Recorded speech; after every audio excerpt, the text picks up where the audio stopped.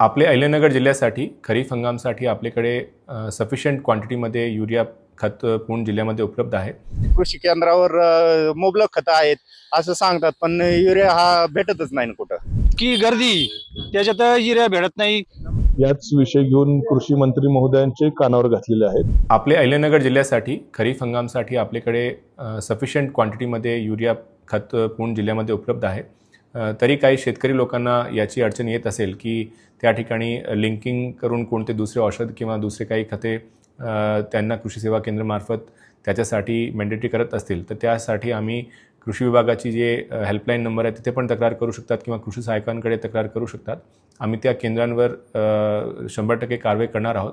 याच्यासोबत यावर्षी मी सर्व आपले शेतकरी बांधवांनासुद्धा आवाहन करणार आहे की युरियाची आपण सफिशियंट पुरवठा करतो आहे, पण त्याच्यासोबत अमोनियम सल्फेट आपल्याकडे पूर्ण जिल्ह्यामध्ये उपलब्ध आहे. बाकी खतं भेटतात पण युरिया हा भेटत नाही. आणि युरिया घ्यायला गेलं कृषी केंद्रावर का ते सांगतात की 15-15 घ्या, 10-20 घ्या, नाही तर मग दाणेदार घ्या.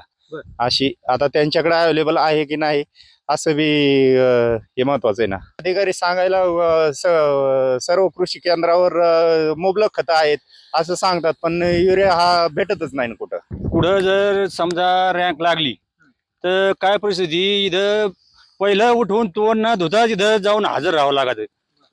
लाईनला हजर राहायचं. तिथं गर्दी, मुबलक गर्दी. एक म्हणते ही पावती घ्या, ती पावती घ्या. त्याच्यात इतकी गर्दी, त्याच्यात युरिया भेटत नाही. नाही एवढा स्टॉक शिल्लक आहे. त्याच्यात नंबर इकडून तिकडून आला का संपला युरिया नाही, काय नाही. त्याच्यावर हे गोणी घ्या, ती गोणी घ्या, युरिया बाटली घ्या. काही जण पुढे जे 1919 नेमकं भानगड काय तीच माहित नाही. त्याच्यामुळे शेतकऱ्याचं खताच्या बाबतीत लय तुटवडा निर्माण झाला. मुबलक साठा आहे, मग भेटत का म्हणून नाही शेतकऱ्यापर्यंत पोहोचच होत नाही. युरिया म्हणा काय कोणतं खताची महागाई वाढल्यामुळं ते तर काय आता आम्हाला पडत नाही घ्यायला.